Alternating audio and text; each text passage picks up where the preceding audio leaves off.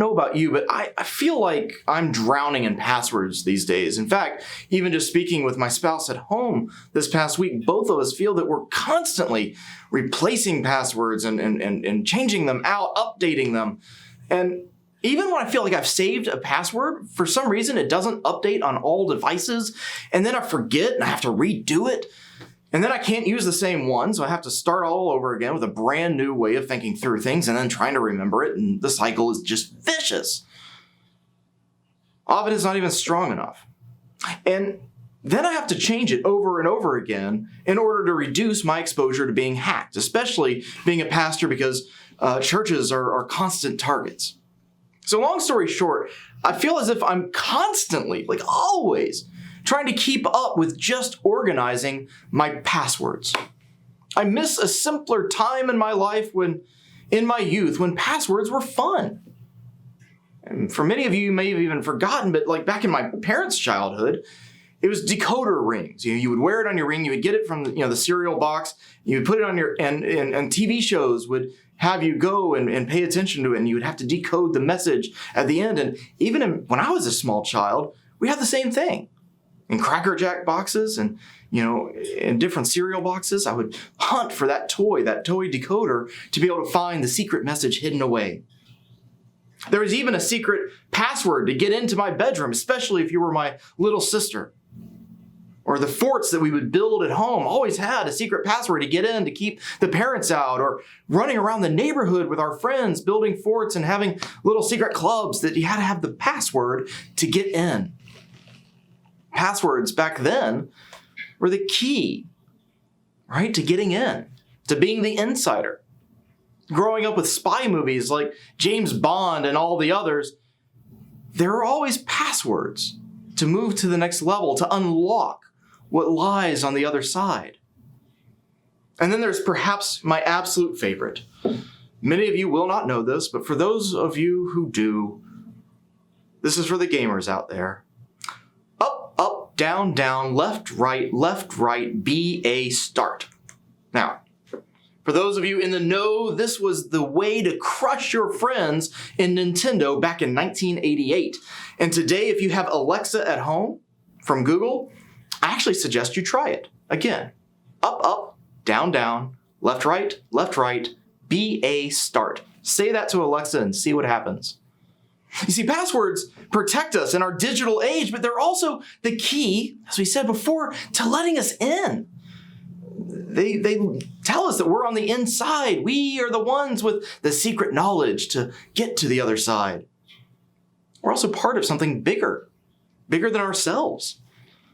And in a strange way, Psalm 100 has perhaps, and holds inside of it, perhaps the best password, almost like a cheat code, if you will, for our spiritual lives.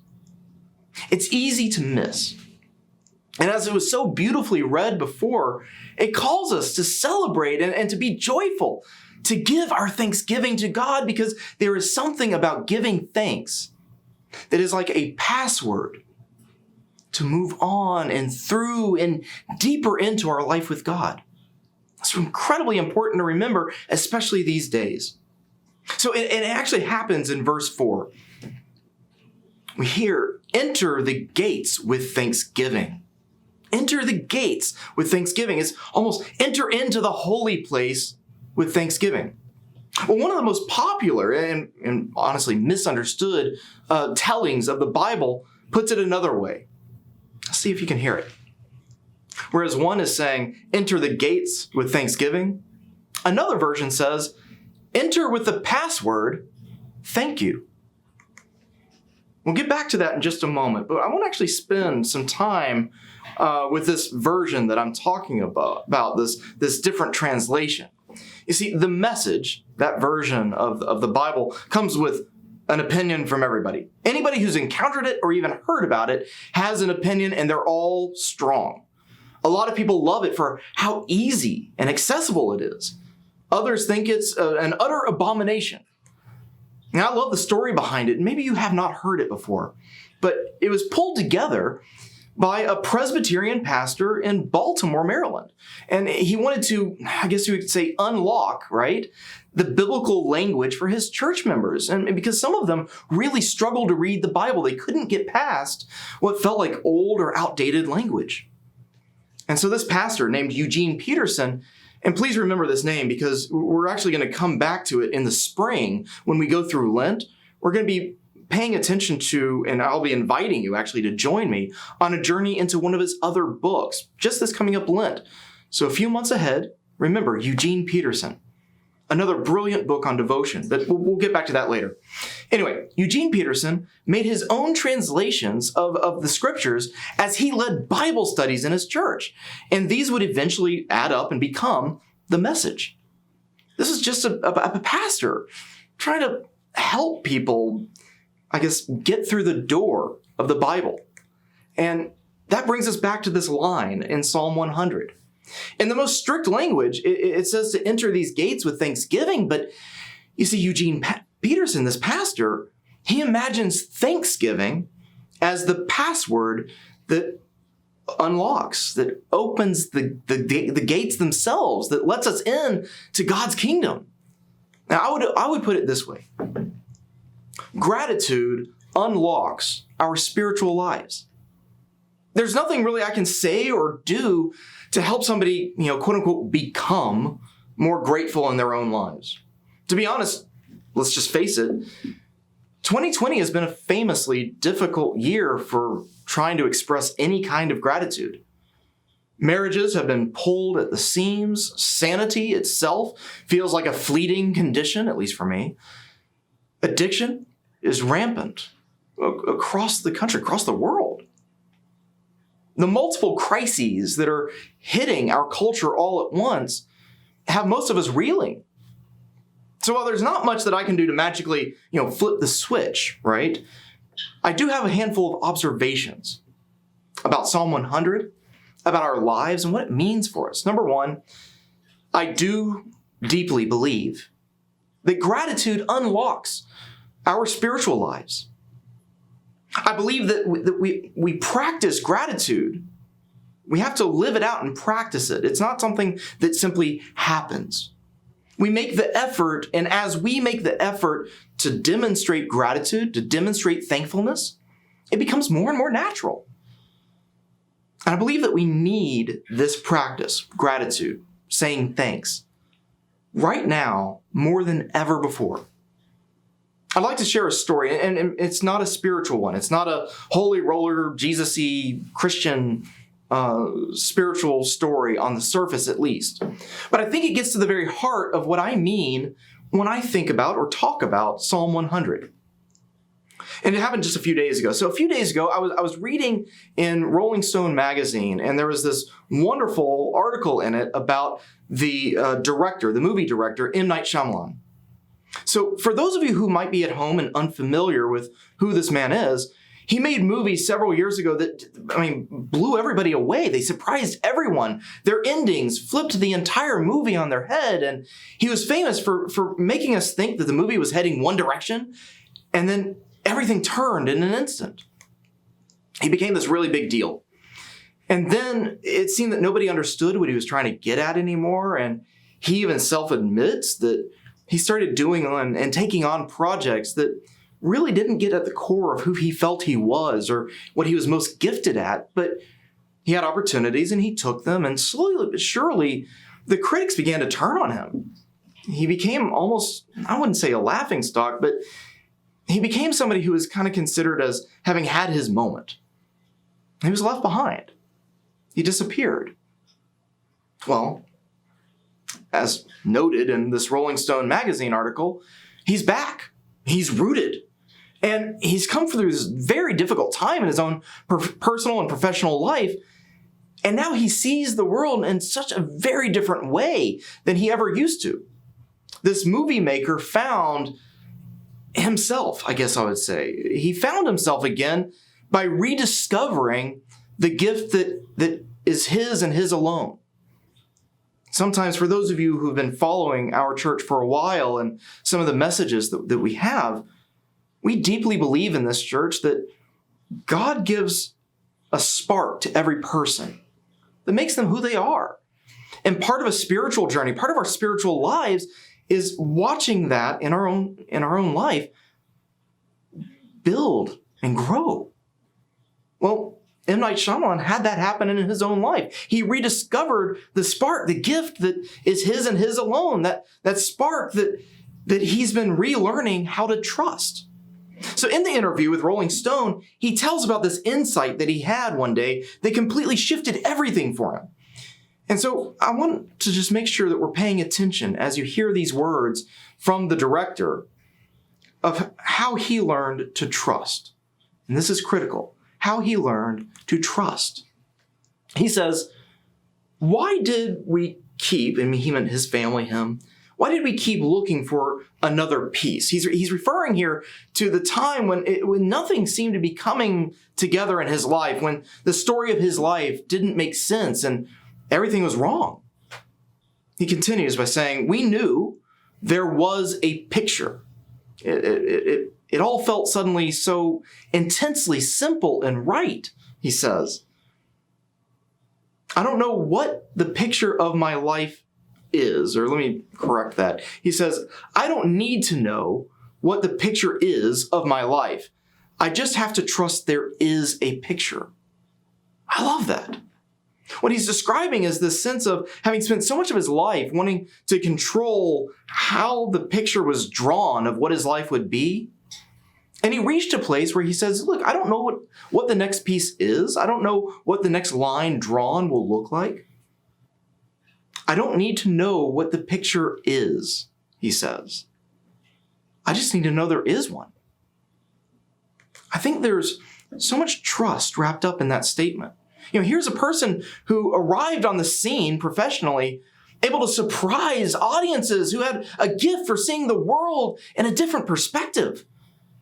And through his life's journey, here he is being reminded that when it felt that all of it had been wiped away, that he no longer feels the need anymore to know how all the pieces will come together or where they're going to be. But there's just this simple trust that there's a picture for his life and that makes it all make sense. His trust is that this simple gift that he has, the simple gift of being able to tell a story that is unexpected but rings true, this gift needs to be shared. And that trust has now led him back to filmmaking, back to relevance, back to a full life. You see, trust is learned. It doesn't just happen. Trust is in some ways is the very key, the bedrock to our spiritual lives. Trust gives us hope. Trust gives us peace. Trust gives us the joy that moves us beyond pain and difficult circumstances in our lives. Trust allows us to love. And so in our spiritual lives, I believe that trust is the spiritual path itself. And the password to being able to jump on to that path is gratitude. The password that lets us into the place of trust is gratitude. Learning how to say thank you, learning to see reasons, right? To see reasons to give thanks. This is the password to a vibrant spiritual life. So I want to share with you an example that happened recently that really brings it home for me. So last week, I had the privilege of sitting in on a meeting of some of our church leaders here for the Presbyterian Church in Westfield. These were deacons that were meeting together. They were discussing some of the care issues of the church and basically ensuring that we're doing all that we can as leaders to keep everyone connected these days. Well, we began looking not only at the wrap-up of the current year, but some of the plans that are being developed right now for 2021, some of the leadership opportunities that are coming along and ways that we can make a difference in the lives of others. And there were claps and there were cheers as much for celebrating the nearing of this dreadful year that we have as for the anticipation for the good that is on the way. These leaders were celebrating something that's on the cusp. You see, we have these at least two promising vaccines that are on the way in 2021. And while there may be uncertainty in the economy, uncertainty in the political outlook, closer to home, right here in the life of this church community, there's a lot to cheer for. I mean, the church is ramping up brand new ways to grow and connect with each other. We will soon have another pastoral presence right here on staff, and that'll all be happening while we continue to search for finding the 2 associate pastors that we believe God is calling to join us in our lives. There's a lot to be thankful for. And if we start to look, I think we'll find more and more and more to give thanks for. So our project this week of Thanksgiving is to learn how to begin practicing the way in which we say thank you to God with our everyday life. Okay, like how are we going to begin saying thank you with every act, with every decision? How are we going to live intentionally so that the way we live our lives daily is a thank you back to God? Now, I want you to stay with me, please, because for just a moment, I need to help us focus, find a way of making it tangible and real for us. Because what I'm about to say may start off seeming a bit like a curveball. But in reality, I think in some ways it cuts to the very core of what Psalm 100 is trying to say. I think Psalm 100 is trying to say the entry point, the password to getting in to this life with God, to be fully wrapped up in the life of God, is learning to say thanks, learning to live with full trust that God is doing good for you and you have reason to say thank you. That is the moment. Well, today is Pledge Sunday in the life of our church. The day where everyone who is involved in all of our ministries, the people who worship with us from near and far, we're all invited to commit to helping this church community change lives through the ministries that we do. A lot of people would say that pledging is about committing to an organization for covering expenses. That's not untrue. Others would say that it is a way of showing gratitude for what one has already experienced. Again, not untrue at all. Others still may say that it's a way of investing in future good that one wants to see done in the world and saying, well, this is a good investment. It's a strong church known in its community for making a big impact. I can do good here. Well, none of these are wrong at all. But today, right now with you, I'd like to focus on another reason to give, another reason why pledging your support of our ministries is important. And here it is. Pledging is an act of trust. It's an act of trust. When we pledge, we are acknowledging that there is this picture of life, a story of our lives that we may not ever see the whole of. We might not ever get to see the big picture, but we trust that it is there. We trust that it is also good. Pledging is not a transaction to buy a better picture. Believe that, please. It is not a way of buying a better picture. Rather, it is trust in a God that gives us reason to give thanks. So as you reflect on Psalm 100 today and this week, as you reflect on the call in this psalm to make a joyful noise amid all the clamor of dissent and social strife here in our country these days, as you reflect on this psalm and the call that it makes to meet God with thanksgiving, as you do all of this, I hope that you will remember to find and see reasons to have gratitude each and every single day, to practice trusting that God means good for you and for this world. Peace be with you, my friends.